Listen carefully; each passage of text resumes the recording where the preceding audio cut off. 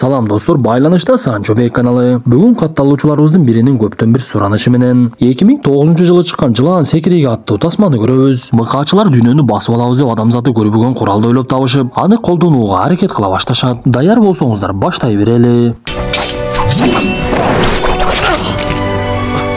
Достор, колдон келишинче сиздерди капа кылбайлы деп айткан тасмаларды чыгарып жатабыз. Бирок кээ бир сиздер айткан тасмаларды байкап көрсөк, аларга көрүүчүлөрдүн берген баалары аябай эле ылдый болот. Ошондуктан тасманы сунуштоодон алдын анын рейтинги 6дан өйдө экендигин байкап койсоңуздар деген сураныштабыз. Айтайын дегеним, чыгарган тасмаларыбыз көпчүлүгүбүзгө кызыктуу болсун дейм. Анткени бизди бир эле Кыргызстанда эмес, Россия жергесинде жана Европа өлкөсүндө жашаган бир туугандарыбыз дагы көрүп жатат. Андыктан Москвада жашаган бир туугандарыбыз, эгер сиздин документиңизде кандайдыр бир оорчулук пайда болсо, төмөндөгү байланыш сандарга коңгуроо кылсаңыз болот. +7 977 540 1042.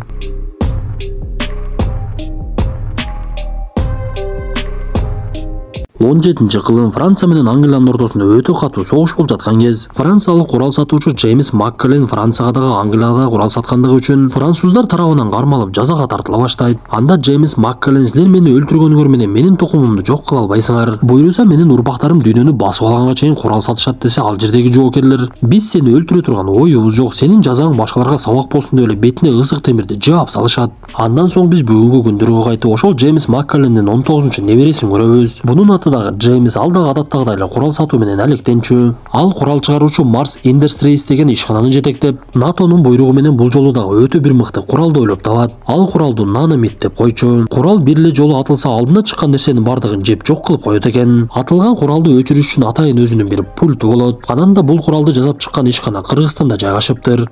Будет отправлено с моего завода в Кыргызстане. Биз мындан соң Наарынын тоолуу аймактарынын биринде Марс ишканасын көрөбүз. Ал жерде даяр болгон наномит куралдарын атайын кутучага салып, Дюк менен Рипкардтын кол астындагы аскерлердин көзөмөлүндө жанагы куралдарды жеткирүүгө жөнөтө башташат. Анда каармандарыбыз унааларына олтуруп, аларды эки тикучак коштоп, Дюк менен Рипкард сүйлөшкөнчө жүктү алып жөнөшөт. Бирок кечкирип кетсе дагы аларды көздөгөн жерден эч ким тосуп албай койду. Бир маалда эле алардын жанында өзгөчө бир учак пайда болуп, түшүнүксүз куралдар менен аткылап, каармандарыбыздын тик учактарын жок кылып, андан соң жердегилерди дагы аткылай баштайт. Кызыгы, каармандарыбыз канчалык ал учакты аткылабасын, эч биринин ого өтпөй, бир кезде жанагы учак конуп, ичинен бир топ жоокерлер жана Айпери Медет кызына окшогон эле чырай келишкен бир сулуу кыз түшө келет. Алар жоокерлердин бардыгын эле аткылап баштап, чекеден өлтүрүшүп, бул убакта бутунан жаракат алган Рипкардты Дюк куткаруу менен алек болуп жүргөн. Ал досун алысыраак жерге таштап, андан соң кылмышкер кыз алып жөнөгөн куралды алып келейин деп, чуркап бара жатып эле жанагы кыз менен жоокердин алдынан чыгат. Анда каарманыбыз дароо эле кызды көрүп, аны таанып калып эле Анна деп атын айтты. Ошол замат эле ал жерден дагы башка учак пайда болуп, ал жердеги жоокерлердин барын кыра башташып, Анна убакыттан пайдаланып эле кутучаны көтөрүп алып качып жөнөйт. Бирок Дюк анын артынан жетип алып, куралды алганга жетишип, аракетинен майнап чыкпаган Анна кайрадан учакка илинип алып качып кетет. Ошентип окуядан кийин Дюк менен эле Рипкард тирүү калат. Алардын жанында экинчи учактан түшкөн кара кийимчен адамдар келип, бирөөсү голограмманы жандырып, генерал менен сүйлөштүрө баштайт. Сүйлөп жаткан адам өзүн генерал Хок деп тааныштырып, бул адамдар менин кол астымда кызмат кылат. Алар күчтүүлөрдүн күчтүүсү, силерди куткарып калганына рахмат деп айтып койсоңор деле болот. Анда эмесе артка кайткыла деп жанагы адамдар каармандарыбызды дагы учагына салып алып эле жөнөп кетишет. Биз ушул жерде бул топтун аты J.I. Joe экендигин билебиз. Алар өз жумушунда дүйнөдөгү эң алдыңкы технологияны колдонуп, жоокерлер дагы өзгөчө бир жөндөм менен айырмаланып, эл аралык кылмыштар менен күрөшүп, тынчтыкты сактоо менен алек болушат. Анда учак Египетте жайгашкан чөлдөрдүн бир жерине кирип, каармандарыбыз ал жерде өтө чоң аскердик бөлүк бар экендигин көрүшөт. Анда генерал Хок Дюк менен Рипкардка: "Мен силер жөнүндө маалыматты билем. Экөөң тең мыкты жоокерсиңер, биздин катарыбызга кошулсаңар болот" деп айтат. Биз ушул жерде Аннаны ким жөнөткөндүгүн түшүнүп калабыз. Көрсө, ал наномит куралын ойлоп тапкан Джеймс өзү экен. Ал куралды өзү ойлоп таап, кайрадан Пентагондон куралды өзү уурдап алып сатып жиберүүнү чечиптир. Ошондуктан ал Аннага куралдын кайда жайгашкандыгы тууралуу маалымат берип, ал жака жөнөтүп, андан соң кол астындагы Storm Shadow деген ниндзяны дагы жөнөтөт. Мындан соң Джеймс өзү менен чогуу иштешкен Зартананы алып алып ишканасына барышып, ал жерден окмуштуу Майнбергке жолукса, ал дагы өзүнүн жаңылыгын айтат. Көрсө, окмуштуу жөнөкөй эле адамдарды өтө бир күчтүү жоокерге айлантып, алардын сезимдерин өчүрүп, чыныгы жырткычка айлантып салат. Анда Джеймс булардын бардыгын куралды алып келгенге жөнөткүлө деп буйругун берет. Көрсө, Джеймстин чыныгы максаты куралдарды сатуу эмес экен. Ал куралдарды атайын ракетага орнотуп, ар башка мамлекеттерге учуруп, дүйнөлүк согушту баштап, анын арты менен дүйнөнү башкарып алууну чечиптир. Бул убакта J.I. Joe'догулар Аннанын сүрөтүн карап, аны издешип, маселени кандай чечебиз деп жатса эле, Дюк өзүнүн сунушун айтат. Ал Анна менен түшкөн сүрөтүн көрсөтүп, 4 жыл мурда Анна экөөбүз жигит кыз элек. керек. Мени аскерди кызматка алып кеткенден кийин аны менен байланышым үзүлүп калды. Ошондуктан бул иш-чарага мени дагы кошушуңуздар керек деп генерал макулдугун берип, эки каарманыбызды дагы катаал тартипте машыктыра баштайт. Бирок алар буга чейин дагы аскер кызматын мыкты өткөргөндүктөн даярдык көрүү алар үчүн өтө деле кыйынчылыкка турган жок. Bir маалдары каармандарыбыз жайгашкан жерде түшүнүксүз нерселер тешип кире баштайт. Көрсө Анна, Storm Shadow жана Zартана ал жерге башка жоокерлер менен келип калышыптыр. Алардын максаты биз буга чейин билгендей наномит куралын урдоо болчу. Анда кылмышкерлер дароо эле генерал Хоктун бөлмөсүнө кирип барышып аны жарадар кылып, сейфке бекитип койгон куралды алып эле качып жөнөшөт. Кантсе генерал баскычты басканга жетишип ал жердеги жоокерлердин бардыгы кызы чууну түшүнүп, мынтыктарын алып алышып эле душмандар менен аткылаша башташат.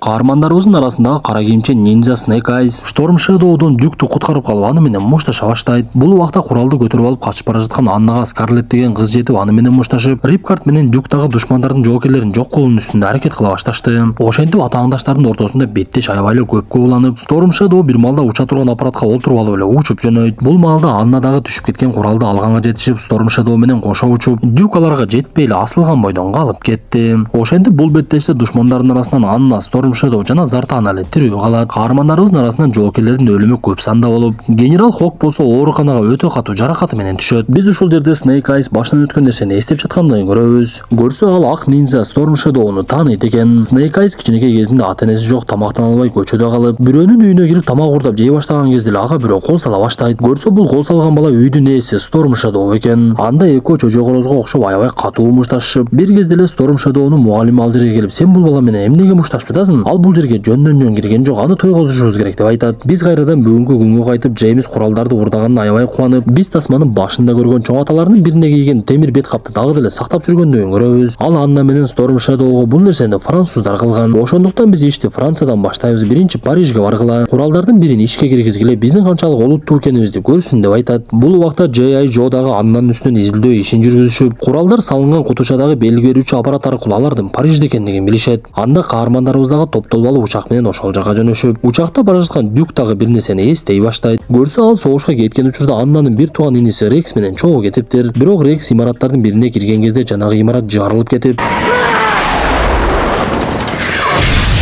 Иниси өлгөндөн кийин бир туугандан айрылган Анна аябай кабатырга батып, Дюк аны тирүү алып калам деген уадасын аткара албай койгондугу үчүн Аннага кайтып келбей коет. Ошентип алар бул убакта Парижге дагы жетип калышкан болчу. Бул убакта кылмышкерлер дагы камданып атайын даярдалган унаасына олтурайын деп калса, каармандарыбыз аларды көрүп калып эле Snake Eyes аларды көздөп чуркап жөнөйт. Ал секирип эле кылмышкерлердин унаасынын үстүнө чыкканга жетишип, Дюк менен Ripcord атайын даярдалган темир кийимди кийип алып эле өтө катуу чуркап жөнөштү. Скарлетт болсо ал жерде бирөөнүн шайтан арабасын алып алардын артынан куулап жөнөп, бирок канчалык аракет кылса да кылмышкерлерди токтотуш оңой болгон жок. Анткени алардын унаасы мындай нерсеге ылайыкташтырылып ок дары менен жабдууланып, анан дагы сырттан аткылаган октор такыр эле өтпөй жатты. Кантсе да Snake Eyes аларды токтотконго аракет кылып, бирок андагы аракетинен майнап чыкпай, акырында алдыда бир нерсе болорун түшүнөт дагы унаадан үзүлүп эле калып кетет. Ошентип кылмышкерлер кырсыкка учурап, бирок өлбөй калышып унаадан чыгып, Storm Shadow куралды атканга ылайыктап эле андан ары чуркап жөнөйт. Анда куулап келе жаткан Дюк менен Ripcord экиге бөлүнүшүп, Ripcord Storm Shadow'нун артынан куулап аны аттырбаганга аракет кылып, Дюк болсо Аннанын артынан куулап андагы пультты алганга аракет кыла берет. Бирок каармандарыбыз канчалык аракет кылбасын, Storm Shadow куралды атып жиберип, ал Эйфелева мунарасына тийип, ошол жерде темир ээрий баштайт. Эми куралды пульт менен эле өчүрбөсөң, ал шаарды толугу менен эле ээритип жибериши мүмкүн. Ошондуктан бул убакта Storm Shadow менен Анна учагына түшүп алганына карабай, Дюк ал жака секирип барып эле пультту басканга жетишип калат. Бирок аны Storm Shadow ошол жерде уктата чапты. Дюк куралды токтоткону менен Эйфелева мунарасынын тирегиштери сынгандыктан ал бир тарапка кулап түшөт.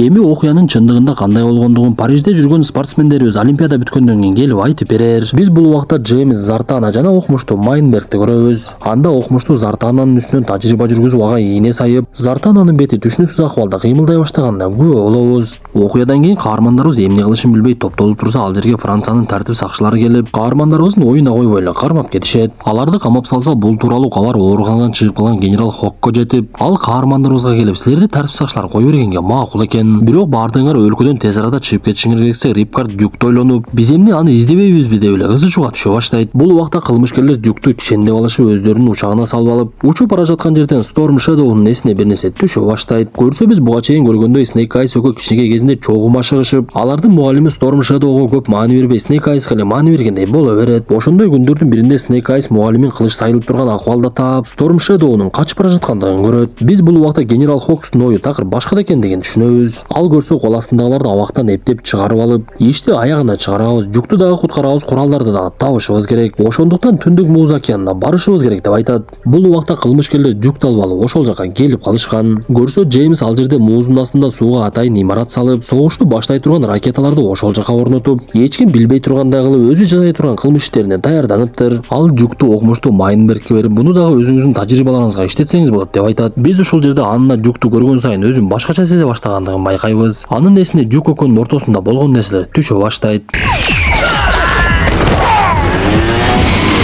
Бул убакта каармандарыбыз кылмышкерлер жайгашкан жерге жетип келишет. Алар келип калган мезгилде кылмышкерлер 3 ракетаны кое беришип, үчөө дүйнөнүн 3 жагына жөнөп калган кезде бирөөнү жардырганга жетишип калышты. Анда Рипкард мен бул экөөнү дагы жок кылышым керек деп ал жердеги учакка олтуруп, Скарлетт анын бетинен бир мах кылып ийгилик каалап жөнөтүп жиберет. Калганы ракеталар чыккан жерден ылдыйга түшүп жөнөшүп, биз ушул жерде окумуштуу Майнберг жөнүндө чындыкты биле баштайбыз. Көрсө бул Майнберг буга чейин согушта жарылып кеткен Аннанын иниси Рекс экен. Ал көрсө согушка согушкер катары барбай, окумуштуу катары барып, душмандар ойлоп тапкан жаңы технологияны көчүрүп алууну көздөп жүргөн. Жанагы имаратка кирип ал жерден окумуштуулардын бирин таап алып, жарылууда бункерге бекинип, бирок өтө катуу жаракат алганы менен тирүү калыптыр. Көрсө жанагы наномет куралындагы душмандардан үйрөнгөн болот. Ал согуштан кайтып келип жарылуудан түрү суук болуп, бирок ага Джеймс жардам берип, Джеймстин колунда окумуштуулук ишин уланткан болот. Анан дагы эжеси Аннанын кайгыга баткандыгын көрүп, ага атайын дары сайып мурдагы күндөрүн жарым жартылай унуткарып салат. Бирок Анна бул иниси Алекс экендигин билбейт экен. Бул убакта Аннанын эсине Дюк толугу менен түшкөндүктөн ал келип куткарганга аракет кылып, окумуштуу ага буга чейин дары сайып койгондуктан пульт менен эле эсин оодарып салат. Ушул малда каармандарыбыз кылмышкерлердин базасына ачык эле кол сала баштайт.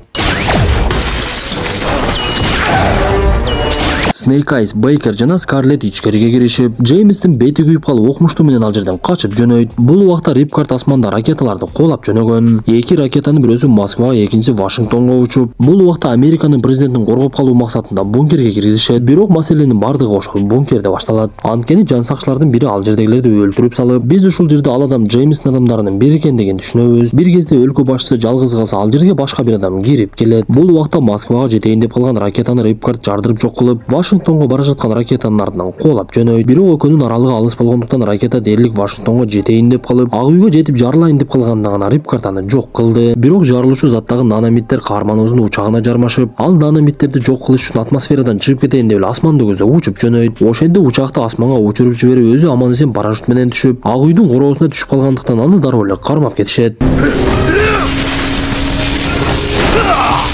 Бул убакта Storm Shadow менен Snake Eyes'ин ортосунда катуу беттеш болуп жаткан. Алар бири-бирине багынбай соккуларды биринин артынан бири өткөрүп, аягында Snake Eyes күчтүүлүк кылып Storm Shadow'ну кылычы менен сайып алат. Ошентип алган жаракатынан кемина сууга түшүп өлүп кете берди. Бул убакта кылмышкерлердин дээрлик бардыгы жок болуп, Джеймс менен окумуштуу эле тирүү калат. Анда окумуштуу Джеймстин күйүп калган бетине өзүнүн укулун сайып, мен сени айыктырам деп эле бетин толугу менен темирге айлантып салды. Андан соң өзү бет кап кийип, эми мындан кийин сенин башчың мен болом деп жатса, анын алдынан Дюк жана башкалар кылмышкерлерди толугу менен курчап алышат. Ошентип каармандарыбыз Джеймсти дагы окумуштууну дагы камап салышты. Биз тасманын аягында өлкө башчысы аман калып өзүнүн бөлмөсүнө киргендейин көрөбүз. Бирок бул чындыгында өлкө башчысы эмес болчу. Биз буга чейин билгендей окумуштуу Зайтананын бетине тажрыйба жүргүзүп жаткан эле. Көрсө окумуштуу ошондо Зартананы өлкө башчысына окшоштуруп коюптур. Достор, ушуну менен бүгүнкү тасмабыз дагы аягына чыкты. Тасма жакса мыкты белгисин басып, оюңуздарды сөзсүз калтыра кетиңиздер. Анда эмесе кийинки тасмадан жолугушканча ден соолукту жакшы карап, мыкты тасмалар болсо сунуштай жүрүүнү унутпаңыздар.